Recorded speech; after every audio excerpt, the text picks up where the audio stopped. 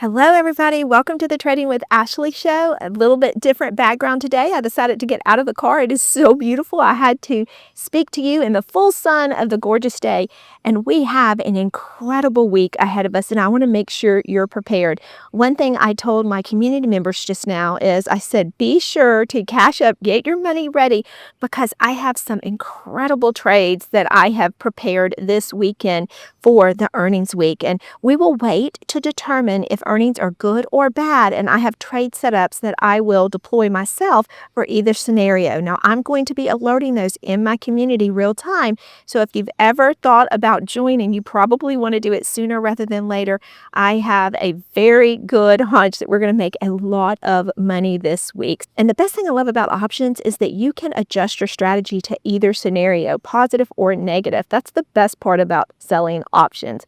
All right, so the other thing I want to tell you is tonight, in a few hours, I will be training the basics on the wheel strategy. If you want to join me for that, it's absolutely free. I like to do this every now and then because it gives you a little bit of insight to my teaching style, and it opens you up to better understand what I have to offer. So if you're interested in that, sign up. You need to hurry because we're getting everything prepared. We're getting all the links sent out, and then I will be live with you in a few hours this evening. That's going to be the first link below.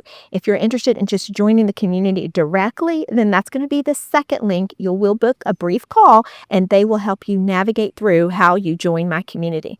All right, let's talk about this week. But first, before we talk about this week, we have to kind of pause and look at what happened last week. We just came off of the longest winning streak this year. We had 4 days straight of the market going up. In fact, the S&P grew almost 4.6% in 1 week. The Dow Jones, 2.48%. And my favorite, the NASDAQ, because that's a lot of the stocks that I trade, it grew a whopping 6.4%. So many of the trades that we had been put the shares on earlier in the year, we were able to start selling covered calls on them, and that was pretty exciting.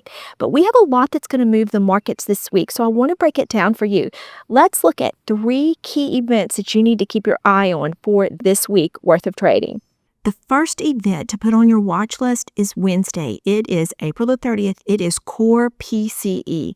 This is March's core personal consumption expenditures. A lot of words, but basically this report reflects the average amount of money consumers spend monthly, excluding seasonality and volatile products such as food and energy. FOMC policymakers, they use the annualized core PCE price index as their primary inflation gauge, so all eyes will be on this on Wednesday. Also on Wednesday, we had the Q1 2025 GDP growth annualized. This report will provide an early insight into the changes in GDP from the previous quarter.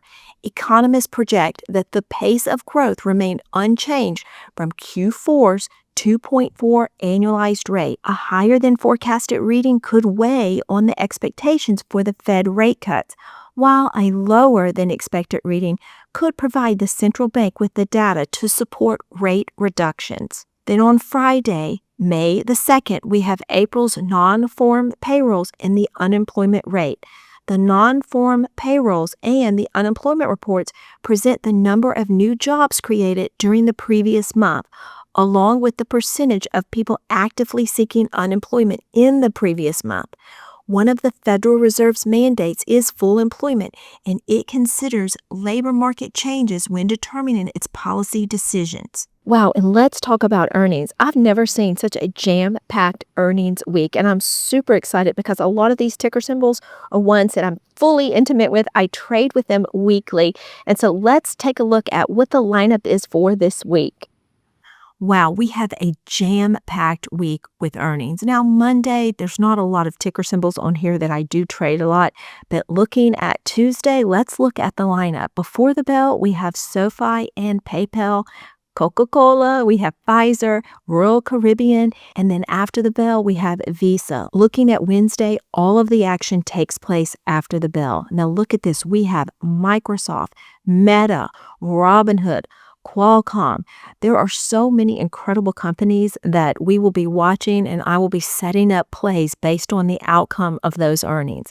Then Thursday, the fun continues. Before the bell, we have Eli Lilly, MasterCard, McDonald's, and then after the bell, more excitement with Amazon, Apple, Riot, Airbnb, Reddit. And by Friday, most everything has been known, but we still have a few to consider on Friday. You have ExxonMobil and Chevron. So I cannot wait for all the money-making opportunities this week, regardless of the outcome of earnings. I hope you're with me to join in for all the fun. Now, speaking of earnings, I did a great video yesterday, and it's 3 specific plays that you might want to consider with Palantir earnings, which were coming the following week. That's on May the 5th.